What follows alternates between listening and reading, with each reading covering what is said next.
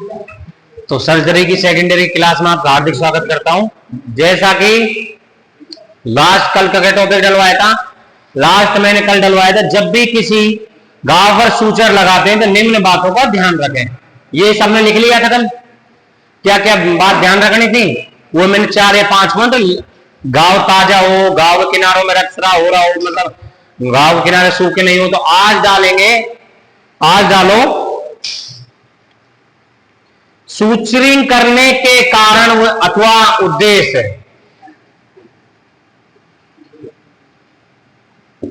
Suturing करने के कारण वह उद्देश्य। सूचरिंग करने के कारण वह, सॉरी अथवा लिख लो,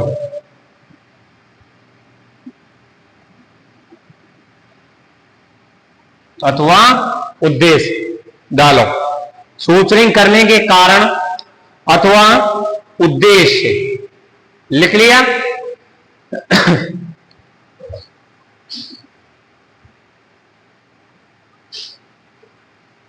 लिख लिया क्या? इसमें पहला पॉइंट डालो,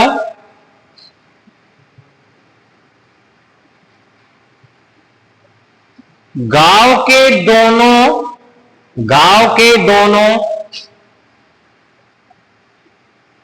के दोनों सिरों को नजदीक रखना। गांव के दोनों सिरों को नजदीक रखना ताकि दोनों सिरे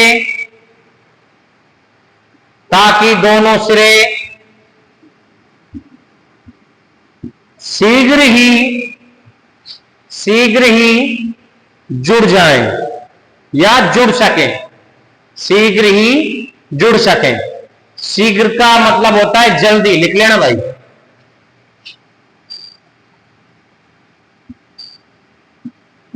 शीघ्र का मतलब जल्दी। पहला पॉइंट अपना क्या कह रहा है सुनो, लिख लिया सबने। हेडिंग है सूचरिंग करने के कारण वह उद्देश्य है। आखिर में सूचक टाके लगाते क्यों वो। तो पहला पॉइंट क्या लिखा है, गांव के दोनों सिरे आपस में जल्दी या शीघ्र जुड़ जाएं, इसलिए सूचरिंग करते हैं। किस लिए करते हैं कि गांव के सिरे जो जल्दी जुड़ जाएं। कल एग्जांपल दिया था, फिर बता रहा हूं। जैसे ये क्या इतना बड़ा घाव है, इसमें बीटाडीन लगा हुआ तो बहुत टाइम लग जाएगा, लेकिन अगर इनको दोनों को आपस में टाके लगा देंगे तो क्या होगा, ये जल्दी जुड़ जाएगा। अगला डालो, बहुत हंसी आ रही, छोड़ो तो क्या बात है। गांव में जगह नहीं रहे, गांव में जगह नहीं रहे, गांव में जगह नहीं रहे अर्थात गैपिंग नहीं हो, अर्थात गैपिंग नहीं हो,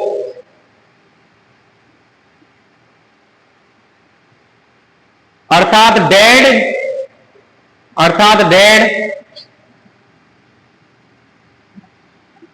डेड क्या लिख रहा है, सॉरी, स्क्वायर।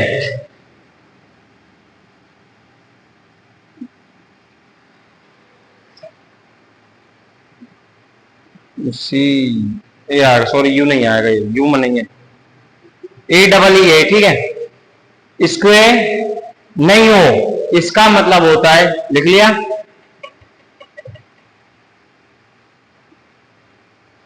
गांव में जगह नहीं रहे। कैसे, जैसे मान के चलो टाके यहां तक लगा दिए और ये ओपन छोड़ दिया आपने, तो क्या होगा, यहां पर गैप बन जाएगा और उस गैप को स्क्वायर शेप में गैप बन जाएगा और उसमें क्या हो जाएगी, पस पड़ जाएगी।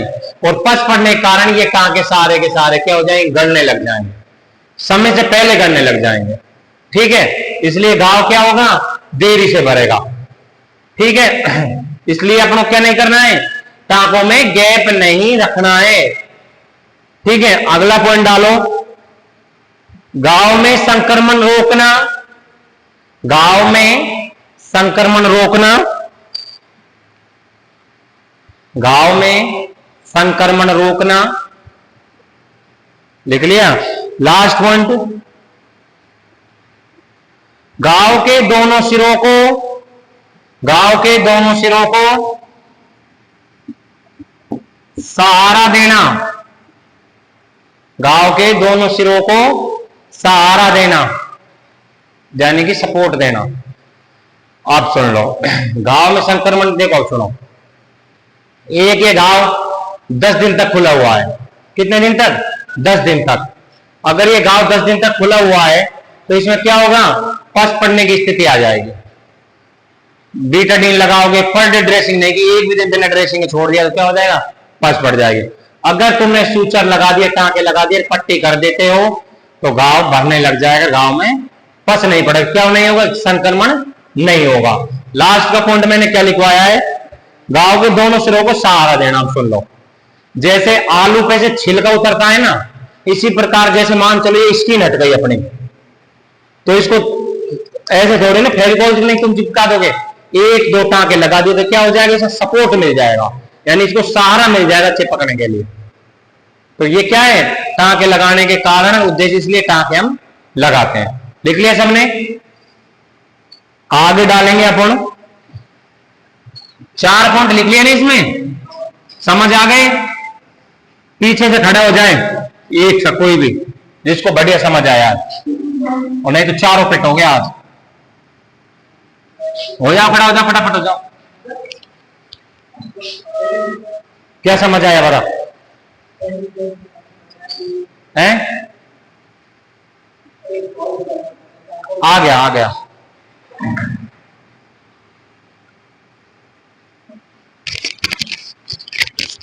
सही समझ आया सर? अभी जो आपने बताया था उद्देश्य के बाद, क्या क्या समझ आया सर इसमें 4 बताए थे आपने। हाँ, तो पहला तो बताया था गांव,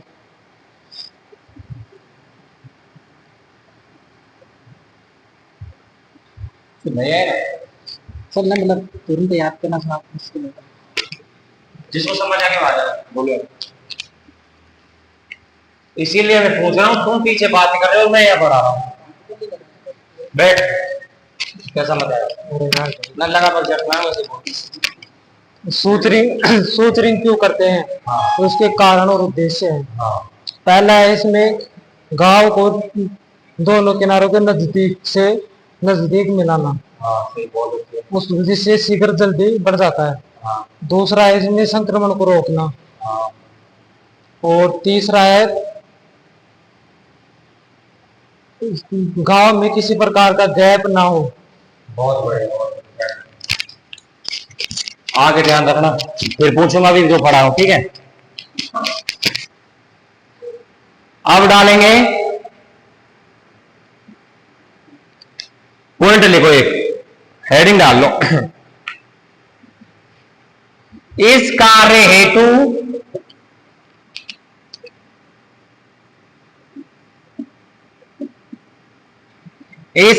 हेतु अर्थात सूचर्स के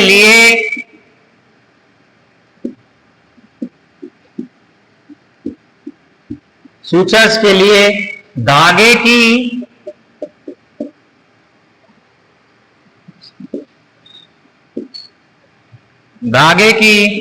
आवश्यकता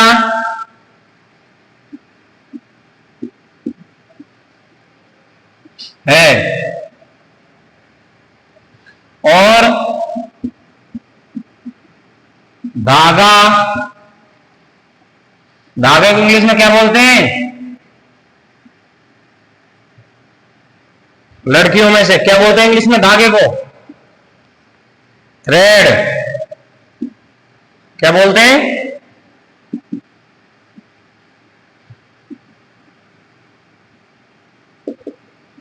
मटेरियल में निम्न विशेषताएं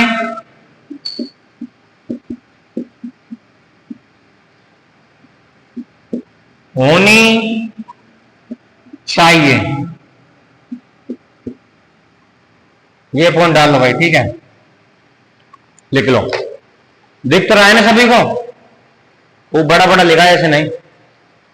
इस कार्य हेतु अर्थात सूचर्स के लिए धागे की आवश्यकता है और धागा, ये ब्रैकेट कर लेना, धागा सॉरी धागे में निम्न विशेषताएं होनी चाहिए। धागा मतलब धागे में, धागे में निम्न विशेषताएं होनी चाहिए। धागे को इंग्लिश में बोलते हैं थ्रेड, और सूचरिंग मेटेरियल यानी कि जो मेटेरियल है। अब जैसे मान के चलो, लिख लिया एक बार, लिख लो पहले, पीछे वालों से फिर पूछूंगा, अभी कह रहा हूं तुमसे मैं, पूरे फोकस से देखना। लिख लिया? एग्जाम्पल सुनो, जैसे कभी अपने जो चारपाई है, चारपाई में अनेक तरह के बाण यूज करते हैं ना, इसी प्रकार क्या होता है, टाकों में भी कई प्रकार के धागे यूज लिए जाते हैं। अंदर की लेयर सीलने के लिए, बाहर की लेयर सीलने के लिए, आगे चैप्टर में उसे तो आएगा लेकिन फिर भी सुन लो। अंदर की लेयर सीलने के लिए, आगे ऊपर की लेयर सीलने के लिए, तो वो मटेरियल कैसा होना चाहिए, उसकी क्या विशेषताएं होनी चाहिए, उन दोनों की कैसी विशेषताएं होना चाहिए, वो आज हम लिखेंगे पॉइंट वाइज पॉइंट, कि धागे में क्या विशेषता होनी चाहिए। अब जैसे तुम शर्ट खरीदते हो, शर्ट में क्या विशेषता होनी चाहिए, शर्ट में विशेषता होनी चाहिए भाई गर्मी कम लगे, पहनने में कंफर्टेबल हो और आसानी से धुल जाए, तो ये विशेषताएं। उसी प्रकार जो टाकों में, मतलब जो टाके लगाए जाते हैं, उनका जो धागा होता है उसमें क्या विशेषता होनी चाहिए, ये अब हम देखेंगे। ठीक है, तो पहला पॉइंट डालो, फर्स्ट पॉइंट,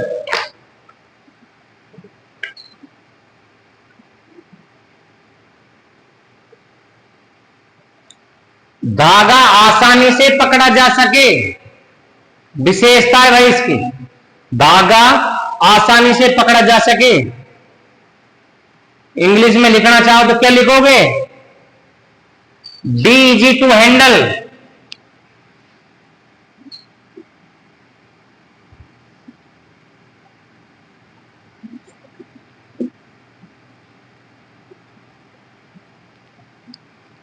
इंग्लिश में लिखना चाहोगे तो क्या लिखोगे, बी इजी टू हैंडल। लिखो मत इंग्लिश में, तुमको जरूरत नहीं है। एक काम कर, बोल तू सही लिया ऑफिस में, यानी कि धागा आसानी से पकड़ा जा सके, पहला पॉइंट लिख लिया। दूसरा पॉइंट डालो,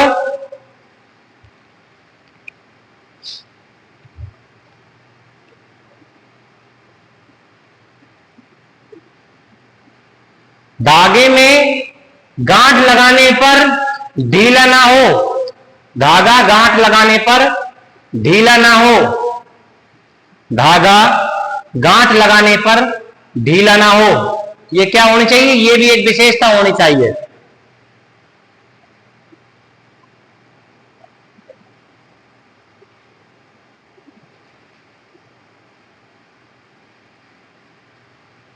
तीसरा पॉइंट, धागा सीरम,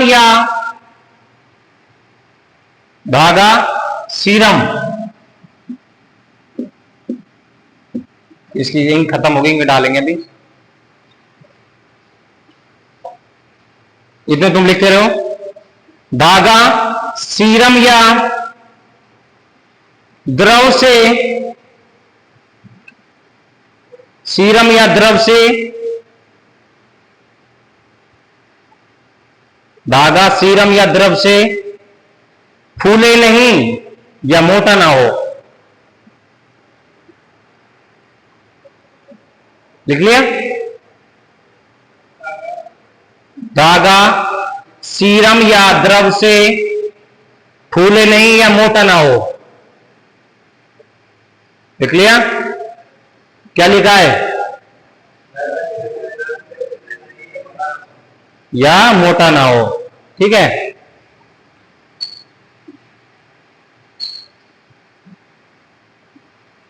अगला पॉइंट डालो,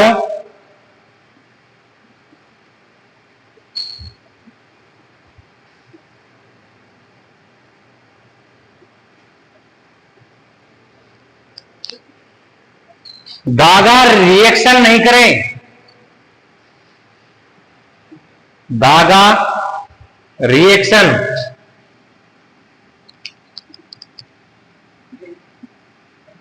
क्या हो गया यार, इसमें चल ही नहीं रहा ये। रिएक्शन और रिएक्शन दोनों एक ही होता है। ना ना चल गया।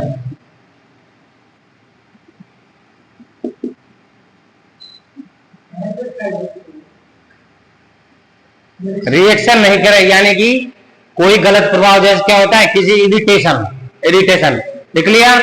धागा रिएक्शन नहीं करे यानी कि इरिटेशन भी लिख सकते हो, लिख लिया। अगला पॉइंट डालो,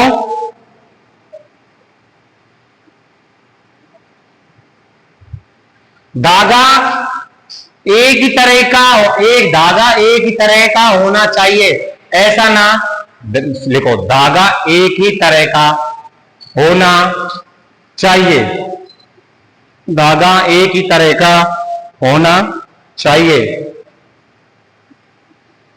ऐसे देखो, जैसे कि आगे लिखे ना, कहीं से मोटा या पतला ना हो, यानी कि समान आकार का हो, कहीं से मोटा या पतला ना हो, लिख लो ये भी। जैसे ये लाइन, ये धागा है,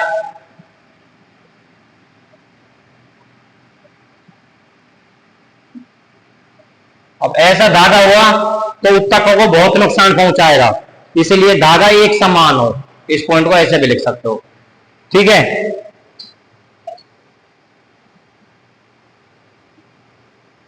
ये तो लिख लिया, उसकी गांठ आसानी से लग जाए, गांठ ढीली ना हो। धागा मजबूत होना चाहिए, अगला पॉइंट, धागा मजबूत होना चाहिए, धागा मजबूत होना चाहिए, धागा मजबूत होना चाहिए।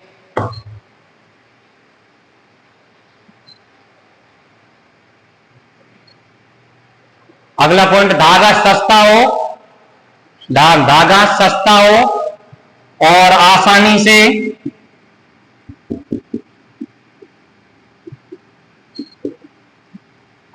से निसंक्रमित किया जा सके, धागा सस्ता हो और आसानी से निसंक्रमित किया जा सके, धागा सस्ता हो और आसानी से निसंक्रमित किया जा सके।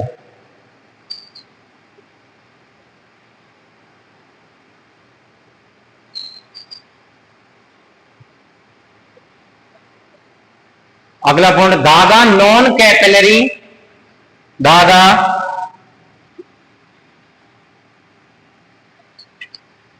और क्या है, हाँ, धागा नॉन कैपिलरी,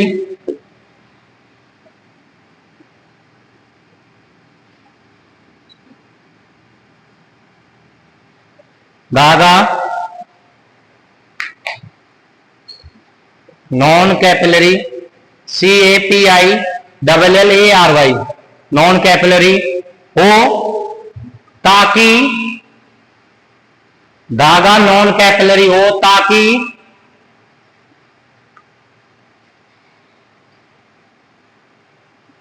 ताकि मवाद स्राव आदि को, धागा नॉन कैपिलरी हो ताकि मवाद स्राव आदि को सोके नहीं। ये नॉन कैपिलरी का मतलब क्या है पता है,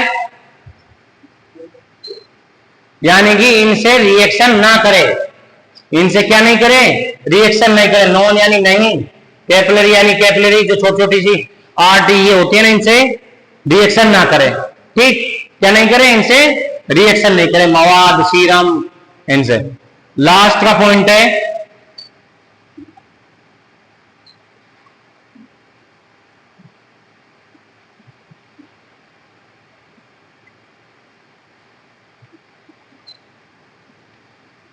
धागा यदि गहराई पर हो तो, धागा यदि गहराई पर हो तो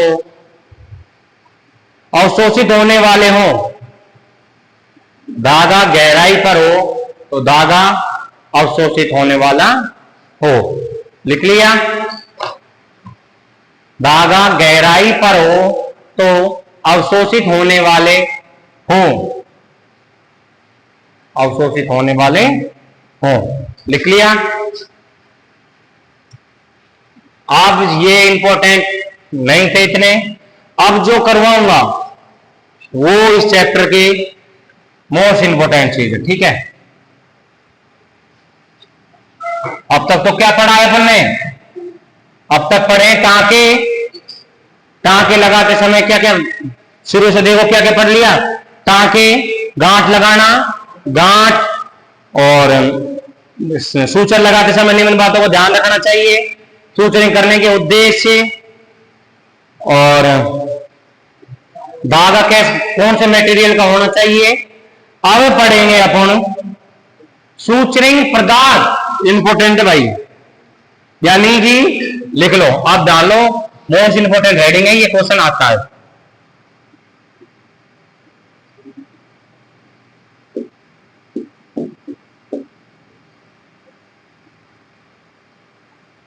सूचरिंग पदार्थ ओवलिक धागे का वर्गीकरण।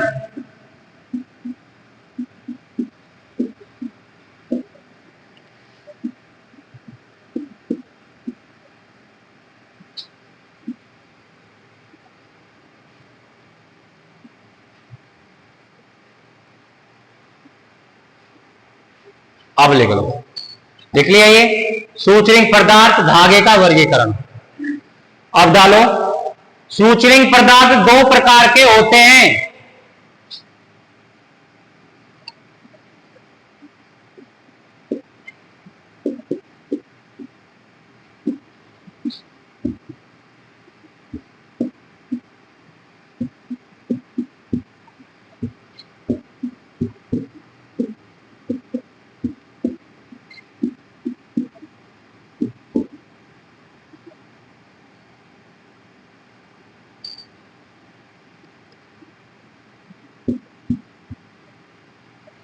सूचरिंग पदार्थ या धागे दो प्रकार के होते हैं। पहला डालो, इंपोर्टेंट है भाई, सूचरिंग मटेरियल निम्न दो प्रकार के होते हैं। पहला है घुलनशील, पहला है घुलनशील, यहां से क्वेश्चन उठता है भाई, घुलनशील। दूसरा अघुलनशील।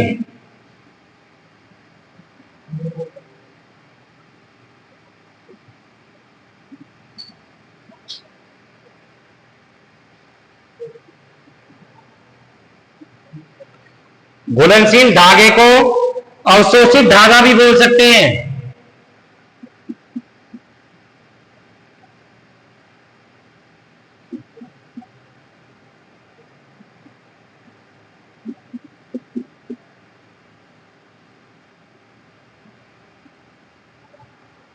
अवशोषित धागा इंग्लिश में भी लिखो होगा क्या है? इंग्लिश में लिखो, इंग्लिश में एब्जॉर्बेबल और नॉन एब्जॉर्बेबल, यानी कि घुलने वाले, घुलनशील और अघुलनशील। Absorbable suture and non absorbable suture.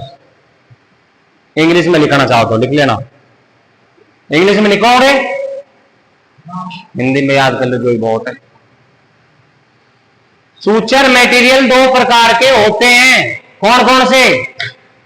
घुलनशील और अघुलनशील।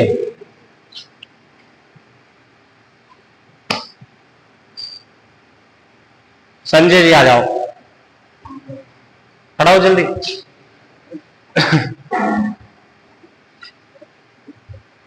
ये चीज में पता भी तो लगे भाई, खाइए बता रहे हैं, तुम सो रहा हो। धागे कितने प्रकार के होते हैं? कौन कौन से?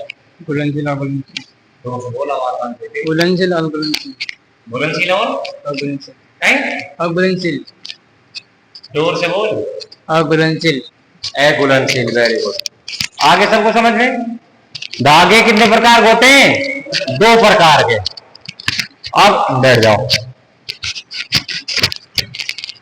मोस्ट तो क्या है, दो प्रकार के ही होते हैं। अब घुलनशील कौन कौन से होते हैं? घुलनशील के कितने प्रकार हैं? वो देखेंगे, और अघुलनशील में कितने प्रकार है वो देखेंगे।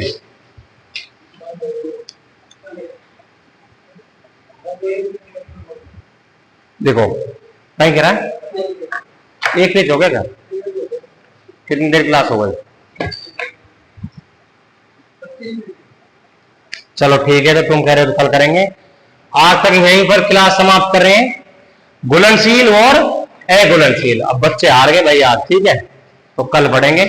किसी को कोई भी दिक्कत हो तो कमेंट बॉक्स कमेंट कर बताना, और ये क्लास कल पढ़ के आना। धन्यवाद।